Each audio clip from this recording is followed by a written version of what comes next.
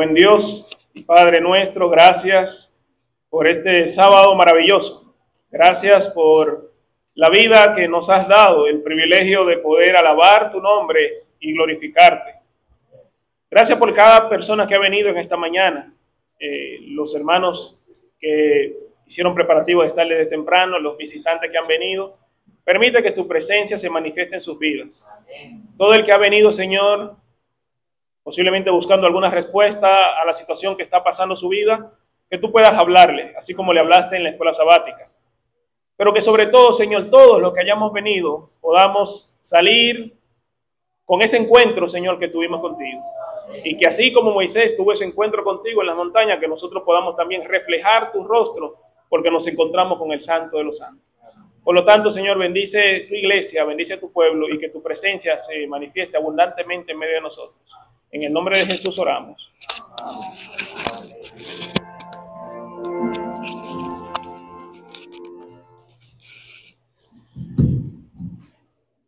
Hermanos, el mensaje para hoy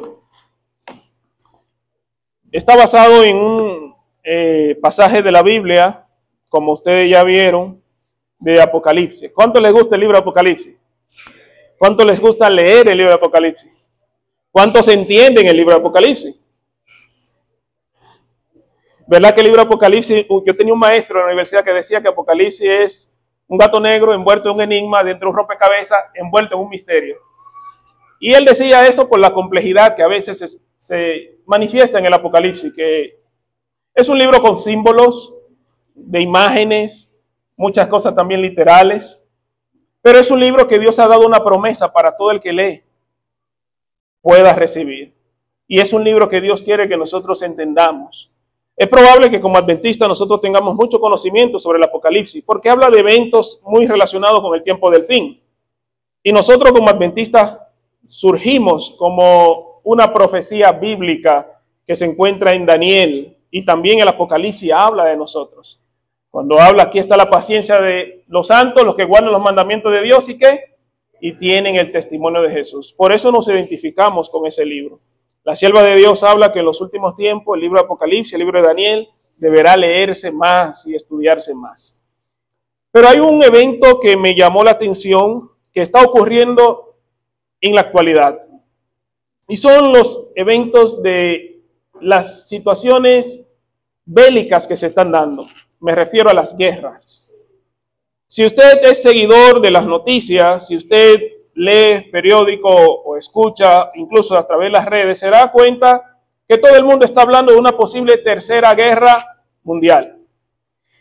Y déjeme decirle, hermano, que una tercera guerra mundial sería más compleja que la Segunda Guerra Mundial. Porque ustedes ya saben que la Segunda Guerra Mundial, si hubo algo que calmó y aplacó todo, fue que se lanzó 2 bombas atómicas en Japón. Y como que la gente cogieron miedo y dijeron, bueno, ya vamos a calmarnos porque mira el potencial bélico que tiene Estados Unidos. Pero ahora ya no solamente Estados Unidos tiene acceso a la guerra, a las armas nucleares. Ahora hay varias naciones que tienen ese potencial. Y hay una nación que cada rato viene a nuestra mente y cada rato vemos, y es Rusia.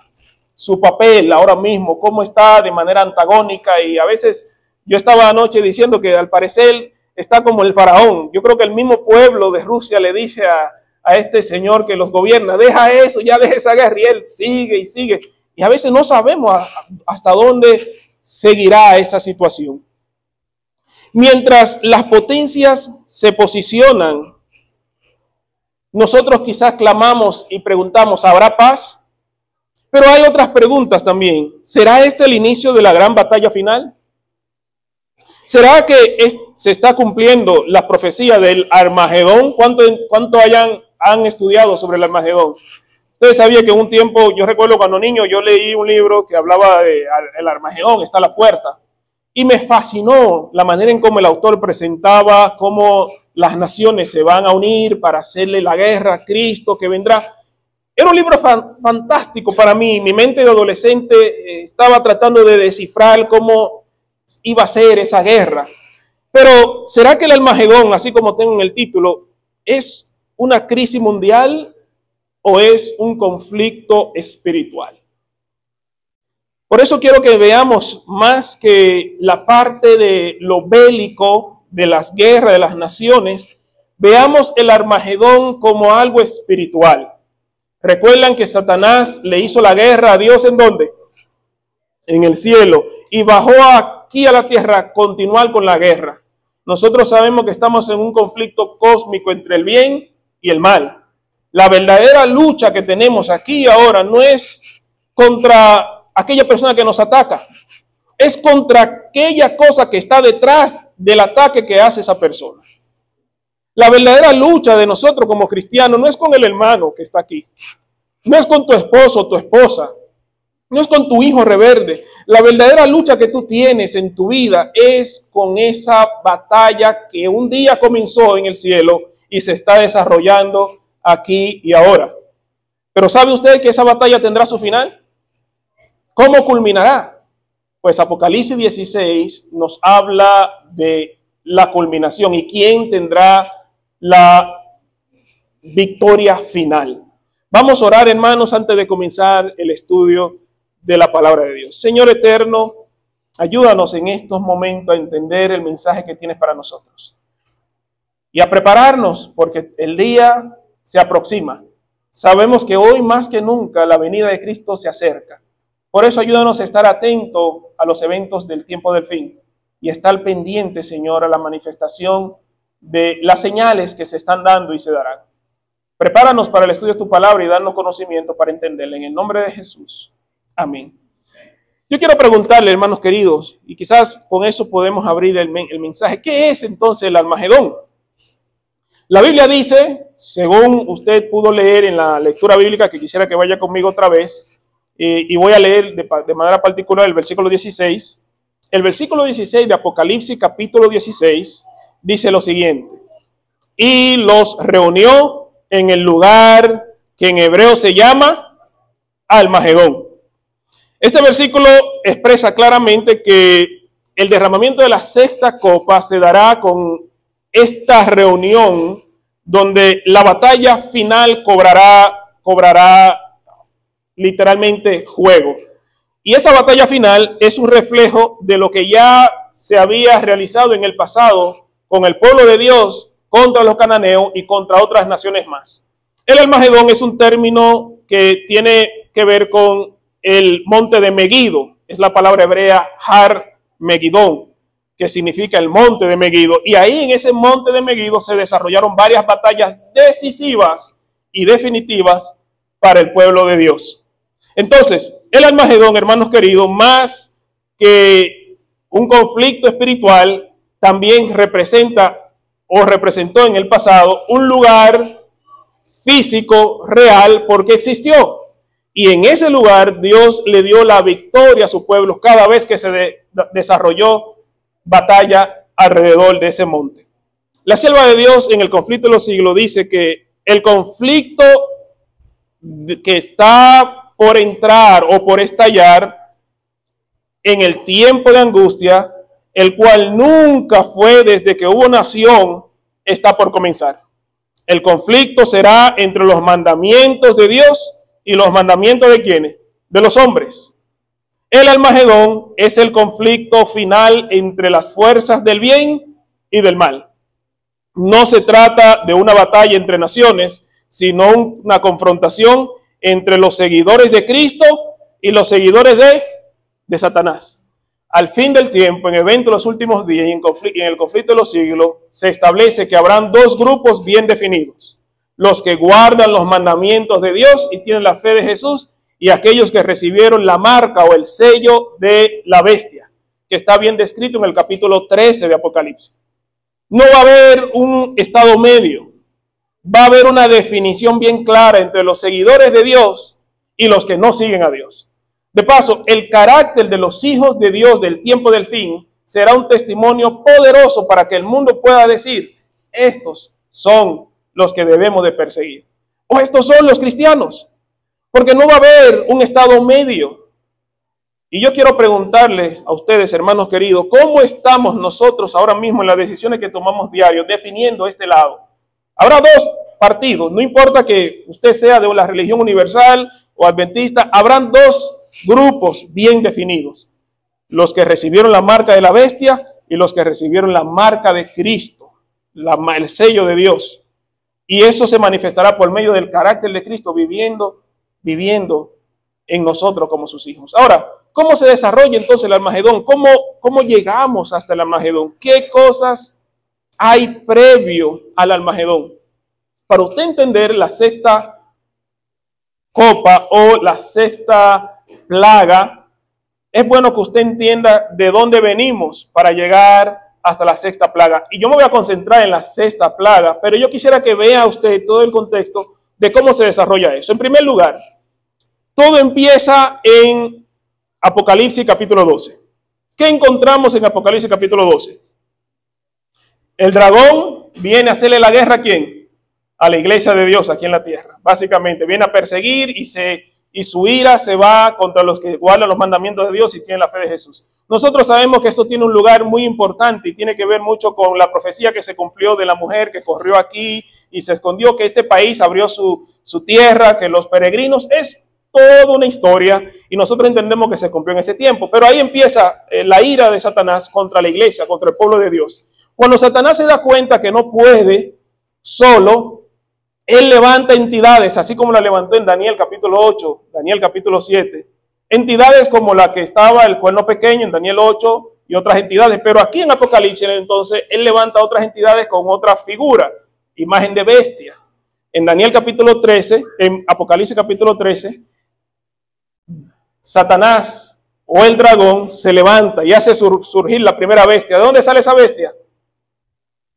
Del mar. Esa bestia del mar, nosotros nos damos cuenta que surge como la primera aliada de Satanás en el conflicto que él tiene contra Dios, contra sus hijos y contra toda la humanidad. Pero él no se cansa con eso. Él hace surgir una tercera bestia, una segunda bestia, perdón, que sale de la tierra. Ahora, esa triple alianza, el dragón, más la bestia del mar, más la bestia de la tierra, se unen y su objetivo principal es provocar que la humanidad entera glorifique y sobre todo la gloria que le pertenece a Dios deje de dársela. Este es el conflicto. El conflicto de Satanás siempre ha sido un término de adoración.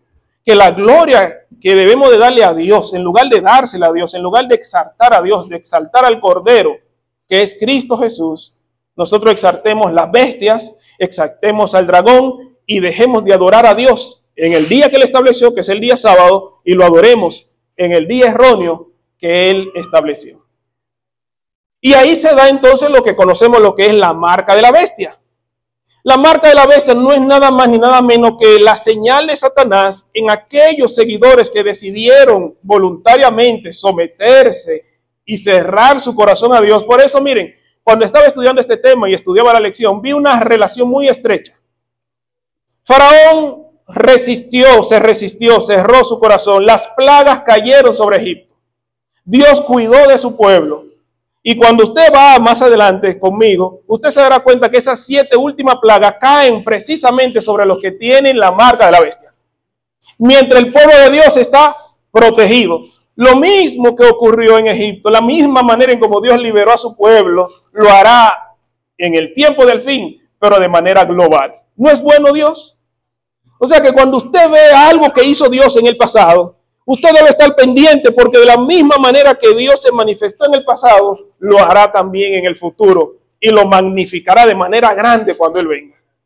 Por eso no es nada nuevo entonces estudiar ahora las 7 plagas. De paso, cuando usted la estudia, usted se da cuenta que muchas de esas plagas guardan relación con la misma plaga que Egipto también sufrió. Ahora sí, con ese contexto, vámonos entonces a leer la palabra de Dios. Vamos a irnos primero al capítulo 15 de Apocalipsis.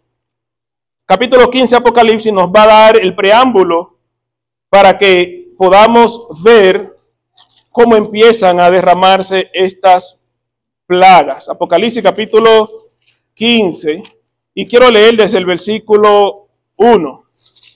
El versículo 1 comienza diciendo: vi en el cielo otra señal grande y admirable. 7 ángeles con las 7 plagas postreras, porque en ellas se consumaba la ira de Dios. También vi como un mar de vidrio mezclado con fuego, y los que habían alcanzado la victoria sobre la bestia y su imagen, sobre su marca y el número de su nombre, de pie sobre el mar de vidrio, como con las arpas de Dios, y cantaban el cántico de Moisés, siervo de Dios, y el cántico del Cordero, diciendo: grandes y maravillosas son tus obras, Señor Dios Todopoderoso. Justos y verdaderos son tus caminos, Rey de los santos. ¿Quién no temerá al Señor y glorificará tu nombre? Pues solo tú eres santo, por lo cual todas las naciones vendrán y te adorarán, porque tus juicios se han manifestado. Gloria al Señor. Si hay algo que me gusta de Apocalipsis, es que te da el final antes del desarrollo de los eventos peligrosos. Te dice cómo va a terminar las cosas antes de que se empiecen a desarrollar. Y ahí, antes de derramarse cada una de las copas, que son los juicios de Dios, Apocalipsis 15 toma el tiempo para decirnos: mira, esos 7 ángeles que van a derramar las 7 copas que simbolizan los juicios de Dios que caerán sobre la tierra, van a salir. Pero después, o mediante su salida, va a haber un grupo de personas salvadas frente a un mar de vidrio que traerán corona de victoria y cantarán un cántico también de victoria. ¿No es bueno eso? ¿No es bueno saber que antes de las calamidades, que antes de las luchas, la Biblia te dice: tú puedes ser parte de este grupo que cantará el canto del Cordero? Y yo quiero preguntarle a la iglesia de Dios: ¿cuánto nos estamos preparando para ser parte de este grupo sobre el cual no caerán esas plagas? Así como en Egipto, mientras los israelitas estaban seguros en sus hogares, allá afuera los egipcios estaban en medio de oscuridad, en medio de pestes y sufriendo, mientras Dios tenía seguro a su pueblo. Y hubo algo muy especial que Dios hizo con el pueblo, y fue que mientras las casas de los egipcios allá afuera estaban, que fue la última plaga, estaban llorando la muerte del primogénito, los israelitas estaban ahí con sus bebitos seguros y dando gracias a Dios porque Él los libró del ángel de la muerte. Hermanos, el Apocalipsis, más que un libro de miedo y de terror, el Apocalipsis presenta un Cordero victorioso y un pueblo también victorioso. Y por eso, cada vez que usted lee Apocalipsis, trata de mirar y buscar al Cordero. Trata de ver qué está haciendo el Cordero. No te concentres en la bestia. No te concentres en el poderío del enemigo. Concéntrate en lo que está haciendo Cristo. Porque lo que hace Cristo en Apocalipsis es lo que garantiza también la victoria nuestra. Por lo tanto, si hoy usted lee el libro, entiende el libro, trata de hacerte amigo del protagonista del libro, que es Cristo Jesús.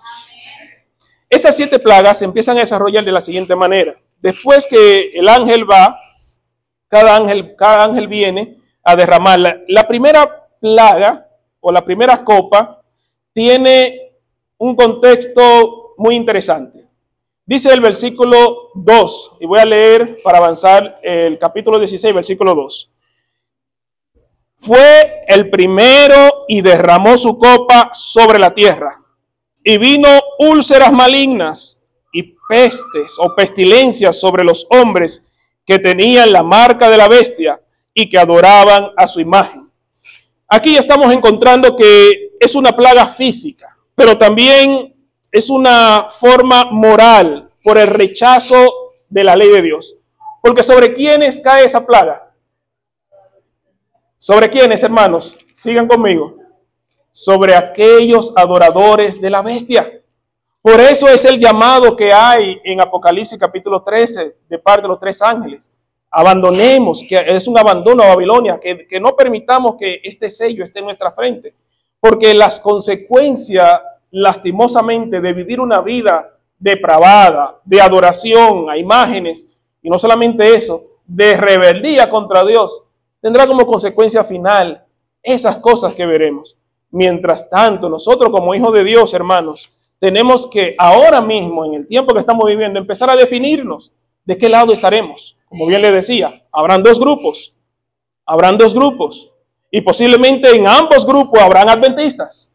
Posiblemente en ambos grupos habrán otras religiones. Pero usted ahora puede decidir de qué lado estará.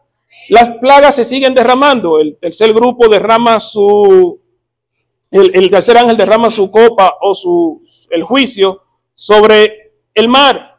¿Y cómo la convierte? ¿Le recuerda eso algo a usted que pasó en el pasado? ¿Qué dijimos?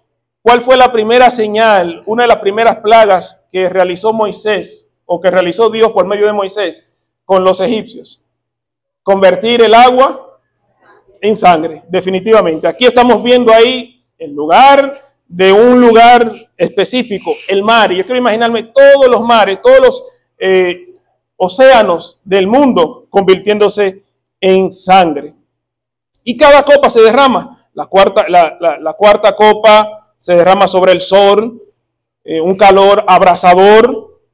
Y eso me llama mucho la atención porque en Malaquías, el versículo 4, versículo 1 dice, capítulo 4, versículo 1 dice, el día viene ardiente como un horno, refiriéndose al día del Señor. El día del Señor viene ardiente como un horno.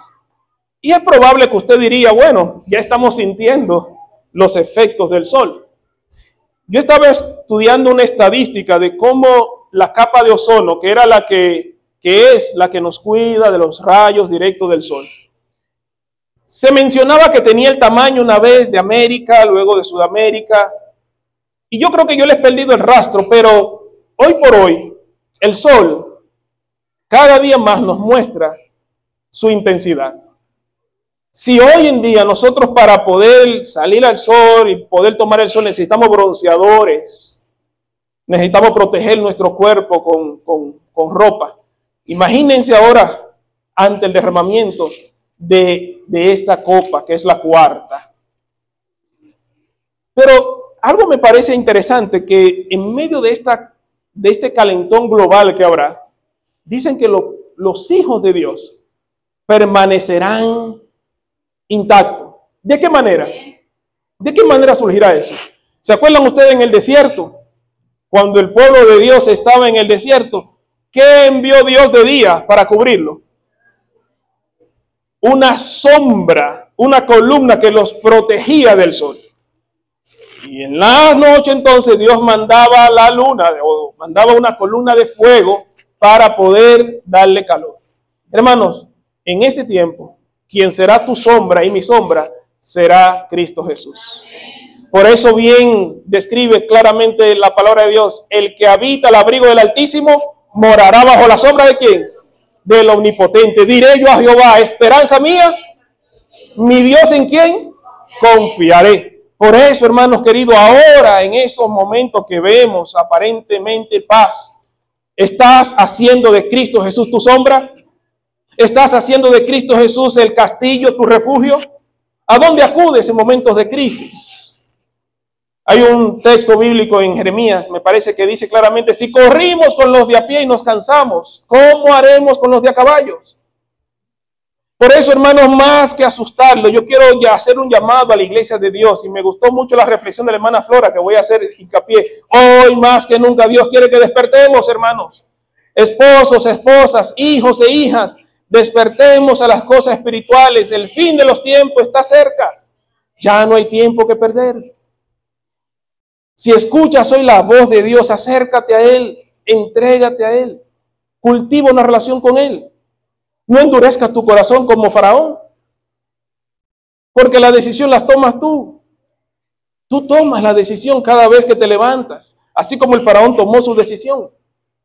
Tuvieron que venir 9 plagas para que el Faraón dejara ir al pueblo. Pero ya esas plagas que estamos estudiando en el Apocalipsis serán plagas finales. Vendrán como consecuencia de una vida de desorden y desobediencia constante a Dios. Y quizás podemos seguir viendo más plagas porque quiero centrarme en la última, que es la sexta plaga.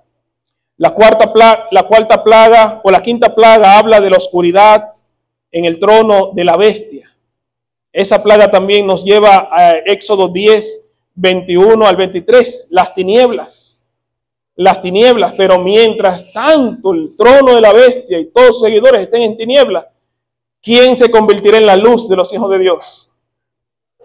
¿Qué dice Cristo Jesús? Yo soy la luz la luz del mundo. Cuando nosotros andamos por medio de Cristo Jesús, Él se convierte en la luz de nuestras vidas. Y también nos llama a nosotros a ser luz. Fíjense, Cristo es la luz. Cuando usted se relaciona con Él, usted también es luz para un mundo que anda en tiniebla. Porque la mayor oscuridad que posee el mundo ahora mismo es la oscuridad espiritual. Y se lo digo porque las personas actúan de acuerdo a lo que conocen. Aunque sí existe la ley moral que está en la conciencia, está en la mente, pero la persona que ignora lo que dice la palabra de Dios vivirá y actuará de acuerdo al conocimiento que tiene. Por eso Tesalonicenses, Pablo nos dice, nosotros no estamos en tiniebla. ¿O estamos en tiniebla, hermanos queridos? Nosotros no estamos en tiniebla con respecto a la venida del Señor. Nosotros como adventistas tenemos la luz que se nos ha dado. Gracias a Dios tenemos el conocimiento de la palabra de Dios. Pero la pregunta que yo quisiera hacerle, esa tiniebla grande que se manifestará, que es la demostración de la misma tiniebla espiritual que hace tiempo los seguidores de la bestia venían viviendo, ¿será que esa tiniebla hoy nosotros podemos ayudar a mucha gente a evitar ser parte de esa gran tiniebla, mostrándole la luz que es Cristo Jesús? ¿Será que tú y yo hoy podemos ser portadores de luz también? ¿Portadores del mensaje de esperanza? No sé si fue aquí que lo dije, pero en una iglesia estaba hablándole de una persona que tuve la oportunidad de darle estudio bíblico. No hay cosa más linda, hermano, que tú darle estudio bíblico a una persona y luego ver a esa persona bautizarse. Produce una satisfacción en tu corazón porque tú te diste cuenta que dedicaste el tiempo, que era el tiempo de Dios, le enseñaste a alguien la palabra de Dios y después de enseñarle a esa persona la palabra de Dios, esa persona le entregó su vida a Dios. De la misma manera, cuando usted da estudio bíblico y no ve que la gente se entrega, como que usted se siente triste, dice, Señor, ¿pero qué pasó? Déjeme decirle algo. Mire, se entregue o no se entregue la persona, usted dé los estudios bíblicos. Aunque hay una satisfacción en cuanto se entregue, pero délo. Esa persona, Bruno, se llama, lo encontré en Seattle.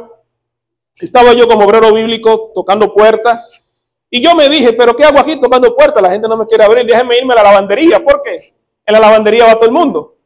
Y fue a la lavandería y ahí me lo encontré y me acerqué a Bruno y como se dio cuenta que yo venía predicando, era cristiano, lo primero que me dijo, tú sabes bien que yo soy esto, yo soy aquello. Y dije, pero qué bueno, y establecí un diálogo con él y de ahí me dijo, ve a mi casa, allá te voy a recibir y allá hay otros compañeros que yo quiero que escuchen lo que tú estás mostrando. Y empezamos un grupo pequeño de estudio bíblico en la casa de este hombre, vivían varios muchachos ahí y ahí empezamos. Me fui de la ciudad porque mi tiempo se cumplió, pero después me di cuenta por medio de él y otros hermanos que él empezó a llegar a la iglesia y se entregó al Señor.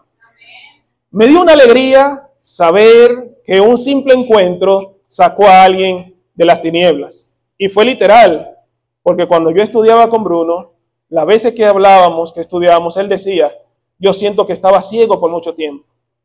Yo me crié bajo la tradición, pero nunca había leído estas cosas. Hermanos, esa tiniebla grande que estamos viendo acá simboliza el mundo de tinieblas que hoy en día mucha gente está y que terminará así mismo una gran tiniebla. Por eso nosotros, los que hemos recibido la luz de Cristo a través de su palabra y que lo tenemos a Él como la luz principal, tenemos que brillar para Cristo. Brillar donde quiera que estemos. Brillar en el sitio que estemos, ya sea en el trabajo, ya sea en la escuela, ya sea en nuestros hogares, dar el testimonio del tiempo, del fin, y mostrarle al mundo que Cristo vive en nosotros. La quinta plaga, señores, una gran oscuridad. Y ahora bien, vámonos a la sexta plaga, que ahí culminaremos. ¿Cómo se manifiesta esa sexta plaga?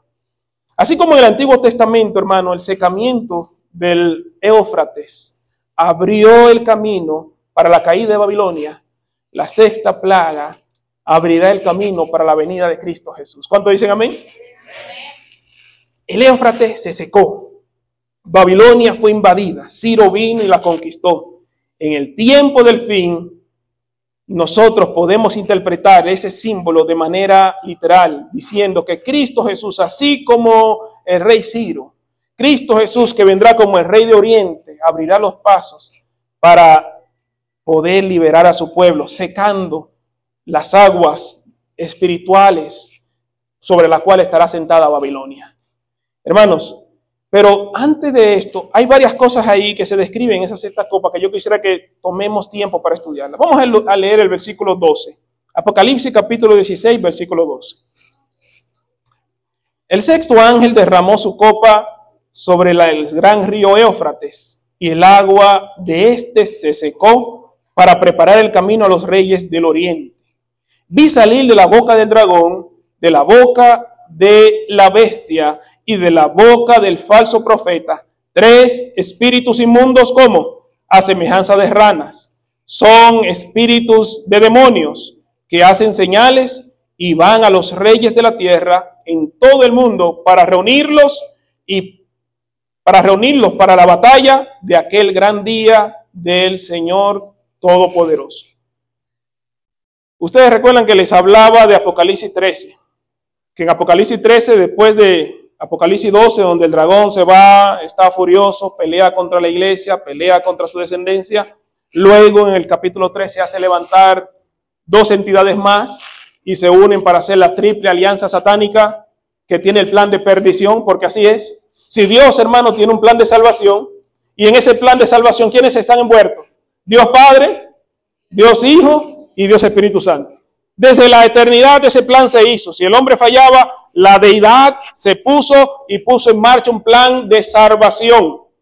Pero había un cuarto integrante que quería estar ahí y se enojó porque no fue incluido. ¿Quién fue este? Lucifer. Él no fue incluido en ese concilio y se enojó y se molestó y dijo: yo voy a la tierra ahora, voy a hacerle la guerra a los hijos de Dios. Y así como él tiene un plan de salvación, yo voy a crear un plan de perdición. Y me voy a levantar a la bestia del mar, me voy a levantar a la bestia de la tierra. Y así como Cristo recibe la gloria, yo voy a producir que la bestia de la tierra produzca, que la tierra toda alaben y glorifique a la bestia de ¿qué? Del mar. Vean ustedes una simple copia. Dios tiene un plan de salvación, está interesado en nuestra salvación. Toda la deidad con los ángeles están interesados en salvarnos. Y también Dios tiene un triple mensaje al final. Ese mensaje se encuentra en Apocalipsis capítulo 14. ¿Cuáles son ese triple mensaje? El mensaje de los 3 ángeles. Pero Satanás no se queda tranquilo. Él dijo: él tiene un triple mensaje. Yo voy a llevar engaño para que la gente deje de creer en ese triple mensaje. ¿Y cómo lo hace? Levantando 3 espíritus de engaño a manera de rana. Fíjense, Satanás siempre ha estado detrás de oponerse a la obra que hace Dios. Dios tiene un plan de salvación, envuelve a la deidad, envuelve a sus santos ángeles. Dios envía 3 ángeles poderosos para predicar 3 mensajes finales, pero en el último esfuerzo que hace Satanás, él envía 3 espíritus a manera de ranas que salen de la boca del falso profeta, que es el protestantismo, que se va a unir a la iglesia popular, más el ateísmo, el comunismo, como lo entendamos, junto a los esfuerzos de Satanás, con el fin de engañar a mucha gente. ¿Cómo se manifestarán esos engaños de parte de esos 3 espíritus a manera de rana? En la lección decíamos que Satanás utilizó a los magos para confundir la mente de los que estaban ahí, haciendo surgir ¿qué cosa? Serpientes también. En los últimos tiempos, el poder que se le dará a Satanás de hacer milagros, de hacer cosas, será tan fuerte que engañará, si fuera posible, aún a los escogidos. En Tesalonicense, el capítulo 4, me parece, el segundo libro de Tesalonicense, habla de la apostasía. Ustedes han oído hablar de la apostasía alfa, ¿verdad?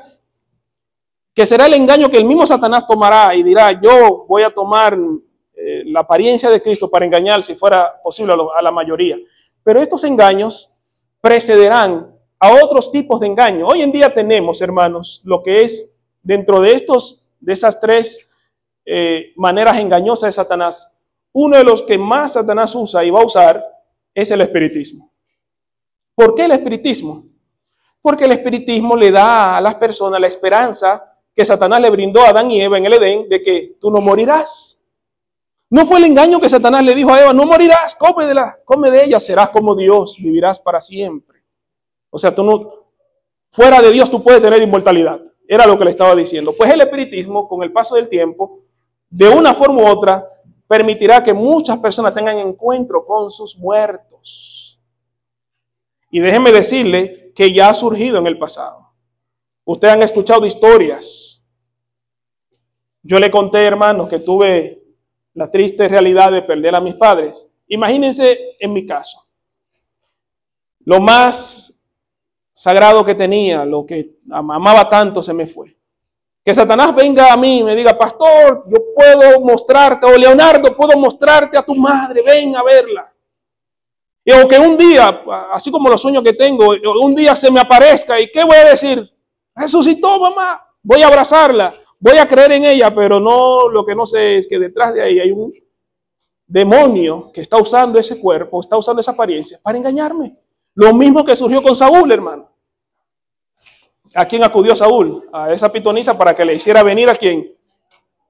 A Samuel. Hermanos, los engaños de Satanás vendrán de manera contundente. ¿Y cómo se unirán entonces todas esas entidades que están en contra del pueblo de Dios? Si usted se lee a Daniel el capítulo 11, desde el versículo 25, usted va a encontrar ahí diferentes batallas. El rey del norte contra el rey del sur, que luego se unen y se van contra Jerusalén. Todo un detalle. Pero ¿cómo logran unirse el ateísmo, más el espiritismo, más los maometanos? Porque sabemos que ellos van a estar ahí también. O los musulmanes. ¿Cómo podrán unirse China?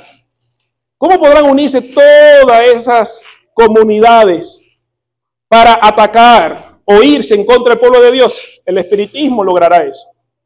Imagínense un maometano que vea a Mahoma surgir otra vez y le diga, esta es la bestia o este es el que debe seguir. Lo va a adorar. O una persona que cree en Buda, que vea a Buda levantarse de la tumba y que le diga, sigue a este. A él va a ir.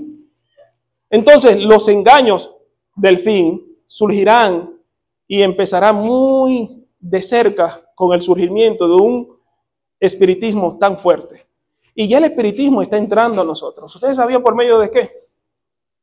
Nosotros tenemos un aparatico en la mano llamado celular. Tenemos una caja grande en nuestra casa llamada televisión, a la cual le dedicamos horas y horas. Y Hollywood está produciendo diferentes series de zombies, muertos que caminan. Nuestra mente se está acostumbrando tanto a la muerte, a gente que muere y se levanta. Nuestra mente se está acostumbrando a esas imágenes, hermanos. Poco a poco se está acostumbrando. Y yo creo que el enemigo de una forma u otra está trabajando y está preparándonos para que cuando empecemos a ver esas manifestaciones de esos engaños del tiempo del fin, no nos sorprendamos. Por eso, hermanos queridos, la advertencia que hace aquí el versículo 15. Yo vengo como ladrón. Bienaventurado el que vela y guarda su vestidura, no sea que ande desnudo y vean su vergüenza. Este texto aquí nos hace una advertencia a nosotros como pueblo de Dios. Sabemos que en algún momento como iglesia estaremos en el estado de la Odisea, ni frío ni caliente. Sabemos que sucederá lo que pasó con las 10 vírgenes, todas durmieron. Pero hubo un grupo de las vírgenes que hicieron preparativos y guardaron bien o hicieron suficiente almacén de aceite. Cuando el texto dice, bienaventurados los que velan, o bienaventurados el que vela y guarda su vestidura, yo estaba una vez estudiando que el pueblo de Dios, el pueblo de Israel, tenía tipo de guardianes. Estos guardianes funcionaban como centinelas para dar la voz de alerta del enemigo. Eran personas que no podían dormirse y para eso los turneaban. Sucedía que el día que uno de ellos dormía, porque alguien supervisaba al guardián, fíjense, o sea, los guardianes tenían supervisores para ver si en verdad estaban en la guardia. El día que uno de ellos durmiera o se dormía y lo encontraban ahí dormido con la mano en la masa, y esa imagen me acuerda mucho a mi tiempo en la universidad cuando vigilaba, que supuestamente me ponían a vigilar, pero a veces nos quedábamos dormidos con la escopeta o con el arma que teníamos. Nos dormíamos. Yo decía, pero esa universidad está bien segura con esos vigilantes. Mal cuidada estaba. Pero eso era en los tiempos de allá. Estos seguridad o esos vigilantes del pueblo de Dios, ¿ustedes sabían cuál era el castigo o la represalia que le daban cuando lo encontraban dormido? Le quitaban su ropa y lo hacían caminar desnudo en medio del pueblo para que pasara vergüenza por haberse dormido y haber descuidado la ciudad de Dios. Era un castigo feo, ¿verdad? Porque imagínense, quitarte la vestimenta y andar desnudo para mostrar vergüenza porque no pudiste estar de guardia o no pudiste cumplir con el turno que te dieron. Era algo muy muy ofensivo. Pues mira, aquí la Biblia vuelve a usar esa imagen y dice, velemos, no sea que quedemos en vergüenza y sea quitada nuestra vestimenta y quedemos desnudos. ¿Qué simboliza la vestimenta que está diciendo el texto aquí? La justicia de Cristo en nosotros. ¿Cómo podemos estar firmes y velando para que esos acontecimientos no nos encuentren dormidos? Despertarnos ahora. Si oímos la voz de Dios, no cerremos nuestro corazón. Por lo tanto, iglesia, posiblemente el sermón fue rápido, resumido. A mí me gusta el Apocalipsis, pero como pastor me gusta más y me gusta mucho también el evangelismo. Pero yo siempre creo que debe haber algo de evangelismo en la Biblia. En todos los libros de la Biblia hay una parte evangelística. Y yo creo que en Apocalipsis hay una parte evangelística que usted y yo debemos de abrir los ojos.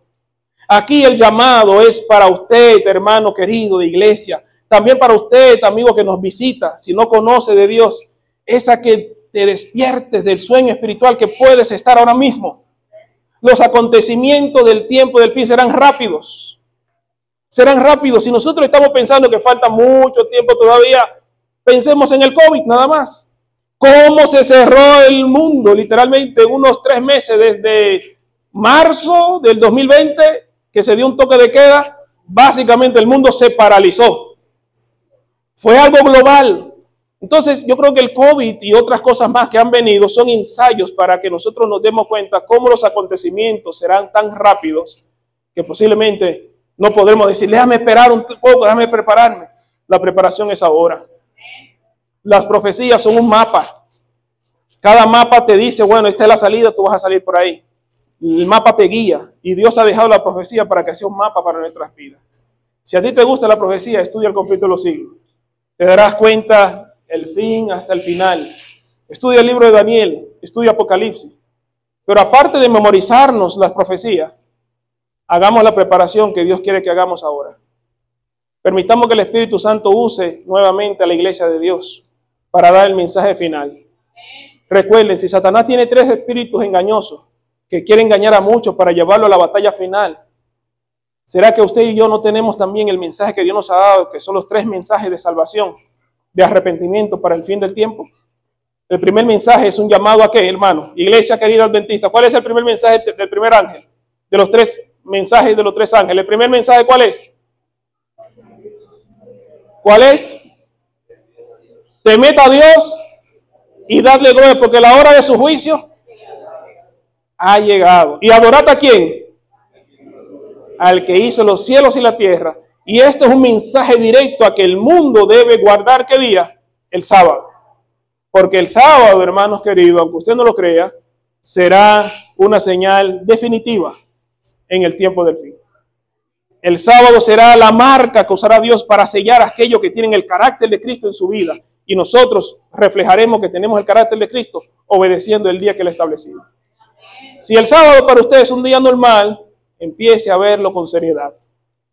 Empiece a santificarlo como se debe, empiece a guardarlo. Empiece a invitar a otros que no lo guardan, que lo guarden. Pero sobre todo, preparémonos para ese tiempo del fin. Aprovechemos y prediquemos los mensajes que Dios nos ha dado, porque Satanás está haciendo su trabajo allá afuera. Y usted y yo no podemos dormirnos, más bien tenemos que estar alerta. Que el Señor los bendiga, hermano, y que este mensaje, más que asustarlo, sirva de esperanza, sirva de motivación, para que nosotros, como pueblo de Dios, podamos hacer la obra que el Señor nos ha llamado a hacer. Que el Señor nos bendiga.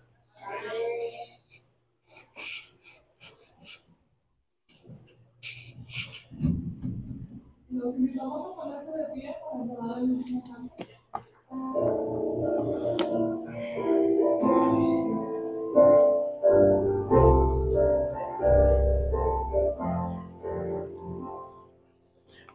La segunda venida de Cristo, un sufrimiento imponente será. Hoy glorioso nunca se visto, más glorioso jamás se verá.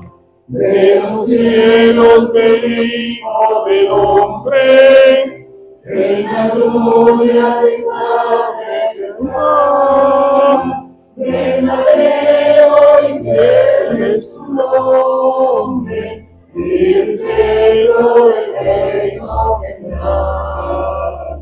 Verdadero y fiel es su nombre, y el cetro del reino vendrá. Cual relámpago luce en el este, una nube con luz el cristal, un río que pasa al oeste, sobrecopa los rayos del sol.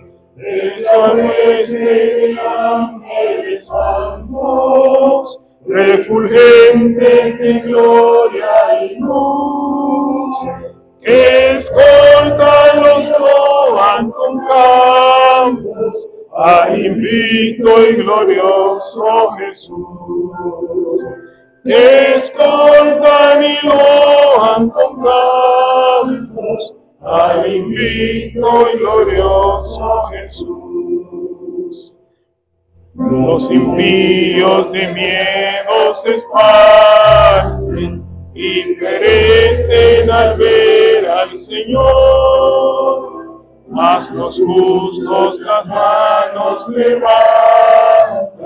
hacia Cristo su buen Redentor, contemplando sus gratos fulgores, ven que aclaran con fe viva luz.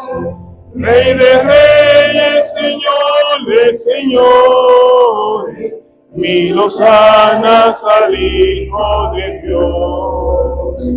Rey de reyes, Señor de señores, mil hosanas al Hijo de Dios. Del sepulcro los lazos quebrantan, que estaban al pobre colgar, a sus santos Jesús los levanta, revisado de luz inmortal, y los lleva consigo al cielo, los corona y palmas les da, y entonces disfrutan sin velo la presencia de Dios Jehová. Y entonces disfrutan sin velo la presencia de Dios Jehová.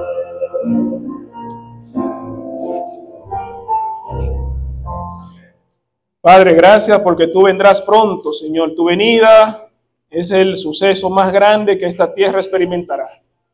Y como tu pueblo, Señor, queremos estar preparados, queremos estar listos para que cuando vengas, Señor, tú nos encuentres seguros de nuestra salvación. Porque Cristo, el Cordero de Dios, puso sobre nosotros esa vestimenta de justicia, la cual tendremos, Señor. No vamos a estar desnudos porque Satanás quiere sí llenarnos de pecado y al final pasarnos y pasearnos desnudos para que todo el mundo se burle de nuestra desnudez y quedemos en vergüenza. Pero no será así con tus hijos. Más bien tú permitirás que permanezcan cubiertos con tu sangre, Señor. Tú vas a cubrirlo con tu espíritu y permitirás que cuando tú vengas estemos listos para que en este gran río de vidrio, en este mar grande, podamos cantar el cántico del Cordero y darte la honra y la gloria por nuestra salvación. Y porque mientras las plagas caían, tú nos mantuviste seguros, Señor. Así como liberaste a tu pueblo en Egipto, así también sabemos que la seguridad vendrá de ti, vendrá de tu parte para el pueblo de Dios. Por lo tanto, Dios, ahora que escuchamos este repaso de algunos eventos finales, permítenos, Señor, analizarlo y ponerlo en práctica. Permite, Dios, que podamos prepararnos ahora que es tiempo y poder, Señor, predicarle al mundo del mensaje de salvación. Porque ya el enemigo está haciendo su parte.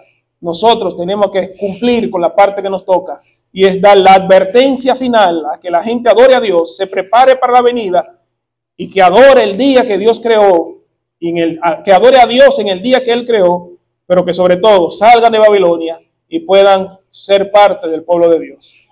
Permite, Señor, que al salir de este lugar, al irnos a nuestros hogares, podamos recordar lo que aprendimos hoy. Y esa convivencia que tenemos ahora de esos alimentos que están ahí preparados para nosotros, que sean, Señor, de provecho y gracias por darnos. Acompáñanos hoy y siempre, en el nombre de Jesús. Amén.